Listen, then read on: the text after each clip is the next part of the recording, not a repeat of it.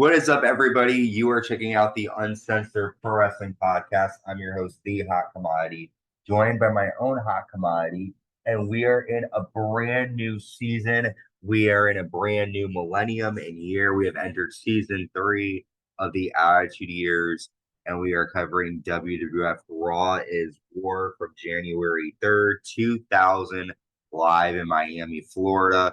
Before we get to this episode of Raw, if you want to check into the archives from season 1 through 2. They're both out. You could check out all of the end of 97 through 98 and 99. We also have our year in review, which just came out in 1999, and now we're in 2000, which is one of my favorite years in WWE. It's when I first really got into watching it all the time. So I'm excited. Are you excited? Yeah. 99 was good, and 2000 will be better. We'll see. But as I said, we're live for Raw in Miami, Florida, which means the hometown hero, The Rock, comes out to start the show. The Rock opens up saying, seeing as this is the first Millennium Raw and The Rock is the People's Champion, on this day in the year 3000, when historians look back, they will know the sound of the Millennium is the people chanting The Rock's name. I have one resolution this year. I will be the best WWF champion there is. Mick, you gave 15 years to this business, and the way you were fired was monkey crap. Triple H, if you have an inch of hair on your ass, then you'll come on out here and face me one-on-one tonight. So Triple H and Stephanie McMahon-Helmsley come out. Triple H says, I have a resolution too. Tonight, I will become the 3-time WWF champion when I beat the Big Show. Rock, I got a spot you can fill. Tonight, you're going to compete in a Handicap You're Fired match against D-Generation X. Just to make things fair, if anyone interferes, they'll be fired on the spot. With that, DX attacks The Rock as Triple H watches. Triple H says, I tried to warn you last week. Tonight you will get your ass kicked again, and then your ass will get fired. So Triple H, again, throwing his weight around, making The Rock take on DX in a Handicap You're Fired match, and Triple H will take on the Big Show for the title. What are your thoughts on the opening? It was good. It makes it an exciting night because there wasn't usually a lot of title matches on Raw back then. So yeah, it was pretty good. It was good. It was a longer. So interesting opening there, like we said. Triple H making the rules again for this episode of Raw. Our first match of the night, we have Too Cool with Rikishi taking on the Dudley Boyz. Before the match starts, the Mean Street Posse come out on the stage, and the Posse attack Rikishi, leading the Acolytes to come out and chase off the Posse to the backstage. And then Rikishi super kicks Devon Dudley, allowing the Dudley Boyz to get the DQ victory. After Rikishi hits the Rikishi bomb to Devon, what'd you think of this match with the Posse interfering, the Acolytes getting involved? Well, like I said, I'm kind of getting sick of the Posse, but I like the Acolytes and I like Rikishi and Too Cool. So I didn't really know who to vote for, but it's all right. You know. The Posse's getting old. They have no reason to be around without shame.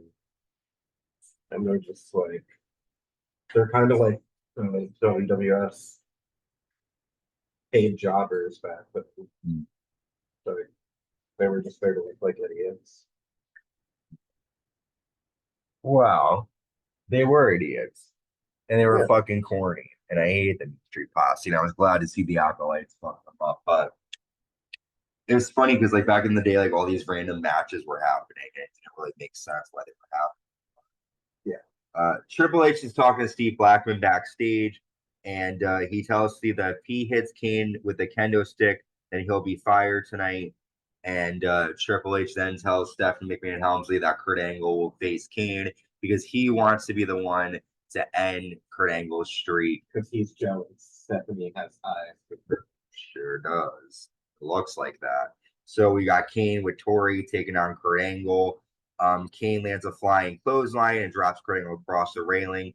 Kane then lands a choke slam to Angle, but then Steve Blackman comes out and hits Kurt Angle with a kendo stick, causing Kurt Angle gets a DQ victory. I knew something like that was going to happen. His winning streak continues. That's why he did it. Because he knew he'd get disqualified and he'd win. But I wonder why he's helping Kurt. I don't understand. Oh, I don't get what's going on here. Next, Stephanie. Unless him and Stephanie have a deal. Blackman to keep saving Kurt. Maybe. Possibly. Stephanie McMahon-Helmsley then comes out next with 3 referees. Stephanie says, it seems like we have a dilemma. Who is the Intercontinental Champion? Is it Chris Jericho? Is it Chyna? We need to take one more look to determine who the real champion is. She then asks one referee who the champion is. He says Chyna. So Chyna comes out. Stephanie then asks the second ref. The second ref says Jericho won. Jericho then comes out. And Stephanie says, I have made a decision. Chyna and Chris Jericho, you are both the Intercontinental Champion. Only one of you can defend the title at a time. Should one of you lose, you both lose the belt. I'm confident you will find a way to get along. And then the Hollies come out in hardcore challenges Chyna to an Intercontinental title match. What did you think first before we get into the match, Stephanie making this? They're co-Intercontinental champions here. I mean, I guess it's a good storyline, but it's weird. Yeah, I mean, it was interesting to see, but that's about it. Who do you think should have been? Well, I forget what did he cheat to beat Chyna? He did, right? Oh, Jericho. Not really. Near tap out to the walls of Jericho. But his arms were his. Oh, you're talking about the match. They both know what happened was he back suplexed her onto a chair, and then both their arms were out. So the referee pinned them both. So, I mean, Chyna was the champion. She has the advantage. So that should have been Chyna, you think? Yeah. Okay. Well, Chyna defends the title against Hardcore Holly. During the match, Jericho punches Holly, allowing Chyna to roll him up. So Jericho makes sure Chyna holds on to that belt because he wants to keep that title as well. Yeah. I can't see that lasting long. We'll see. WWF Champion The Big Show taking on Triple H with Stephanie McMahon, Helmsley, and DX. Triple H tells DX to stay on the ramp during the match. Big Show has control for most of the match until he lands a choke slam. Triple H gets a foot on the rope. Big Show misses a flying elbow. DX runs down to the ring, causing distraction, allowing Triple H to low blow Big Show and land a pedigree. And we have a new WWF champion in Triple H after DX celebrate with fireworks and balloons. And Triple H I was very surprised that no one came down to help Big Show. Like, I thought Rock or Mankind, somebody. I guess they don't really have a reason to help him except for that they have a common enemy. Mm-hmm. What do you think that now that Triple H is in power and champion, what do you think is going to happen? Well, I keep saying it. I think Vince is going to come back soon. Okay. He's got it. And if not, then what's the point if Triple H runs everything in this game? We'll see. Next up, we have a handicap match. WWF Hardcore Champion, the Big Boss Man, and Prince Albert against the team of Test, Mae Young, and the Fabulous Moolah. Big Boss Man ends up hitting Test with his nightstick, allowing Prince Albert to get the bicycle kick for the victory. After Mark Henry attacks both men, but Big Boss Man takes out Henry with the nightstick until Test lands a double clothesline. And Albert and Boss Man leave. What are your thoughts? I mean, there was nothing. Nothing cool, right? Yeah. Kind of boring and stupid. The Fabulous Moolah and Mae Young at this point need to kind of leave. They've been involved now since like September '99. Not getting over it. Next up, we have the Mean Street Posse taking on the Acolytes. However, during this match, the Acolytes have one arm tied behind their back. This was all just so the Dudley Boyz can come out and nail them with chair shots. Dudley Boyz get revenge on the Acolytes. What are your thoughts? I don't know why they're going after the Acolytes. Because the Acolytes got involved in their match earlier. Remember when they were taking on Too Cool, and then Mean Street Posse came out, and the Acolytes came out. They felt distracted. So certainly it's Stephanie. Uh huh. Yeah. I mean, yeah, that's what it is. Another boring segment. Right? Yeah. We get the first video of "Have a Bad Day" directed by Triple H. These were pretty cool. Yeah, it's a guy dressed up like Mankind, begging for a job at the unemployment office. No idea. It was somebody, I can see it. It was like an old wrestler. I gotta look it up. Maybe someone will let us know. Try to find out who this person playing Mankind is.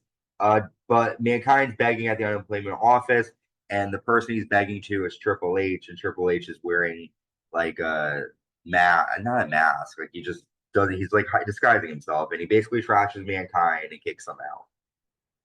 Next, we have a steel cage match: Al Snow versus Jeff Hardy with Terry. Before the match, Al Snow locks Terry in the ring with him. Jeff Hardy is able to launch over Al Snow's body and escape the Knight. Dennis Knight. Oh, that's Midian. Okay. Yeah, I could see that. I knew it was somebody. So Jeff Hardy wins the steel cage match after Al grabs Terry, but Matt hits Al with a chair, and Terry leaves with the Hardys. What do you think of the steel cage match? It was pretty good. Like they made it different by having Terry in there. A few times I almost thought Al Snow was going to attack her, so it was cool. The Hardys, I think that's sort of the one to win was Matt Hardy. So You mean Jeff? There we go. Respect. I always get them confused. It's okay. But I thought the ending was cool. How he like jumped off his back. That was neat. Jeff was always doing cool and innovative stuff. We get part 2 and part 3 of the Have a Bad Day. Mankind is seen at a children's hospital. Triple H is dressed as an Asian doctor with like these like messed up eyeglasses, and he does like kung fu on Mankind and kicks him out. The part 3 of the movie shows Mankind at a book signing, but no one shows up, and Triple H, dressed up as the director of the signing, kicks out Mankind for not having anyone come to his signing. So Triple H is again mocking Mankind after firing him. So yeah, they're not. These are funny. Nice. They're not being nice. They were funny, but Mankind. I don't think we've seen the last of Mankind. Yeah, I mean, you'd kind of be dumb to think that Mankind was really fired. So we've made it to our main event of the first Raw of the New Millennium, a Handicap You're Fired match, DX versus The Rock. Before the match starts, The Rock attacks DX in their locker room, and then Triple H announces that the match will be a no disqualification match. DX have control for most of the match until The Rock lands a people's elbow on the Road Dogg. But yeah, ran. But DX pulled after Rock gets some kind of momentum. DX takes control again. Mr. Ass lands a jackhammer. X-Pac hits a Bronco Buster, but then Mankind runs out and attacks DX with chair shots. He nails Triple H with a chair. The Rock pins X-Pac, and with the help of Mankind saving the day, like you said, The Rock is not fired. Triple H is pissed, and that's how we end the first Raw of 2000. What did you think? I smelled what The Rock was smoking. It was great. Yeah, it was cool. Yeah, The Rock was able to overcome the odds. Mankind back. You know, the faces kind of got one of DX finally. So it was good, but I'm sure there will be hell to pay on SmackDown. Oh yeah, I'm excited to snap on SmackDown. Triple H is going to be pissed. But he's still champion. So. He's still champion, but Mankind, you know, keeps interfering and causing him trouble. So I feel like something's going to happen. Until there's like a balance in this power, like Triple H doesn't even have to defend his title. So we need a McMahon or somebody to come back, or a commissioner or something to even scores. We'll see what happens. Something will happen pretty soon, I will say. But we're on the road to the Royal Rumble live in Madison Square Garden. That's taking place in a couple of weeks. We've got SmackDown, more episodes of Raw coming your way. Thank you for tuning into season 3. We'll be having more episodes coming out in the near future. So make sure you subscribe, like, hang on, save that for the end. 1 second. Subscribe, like, leave a comment. Check us out on Spotify, Apple Podcasts, Amazon Music. Hit it. Have a nice day. Bye.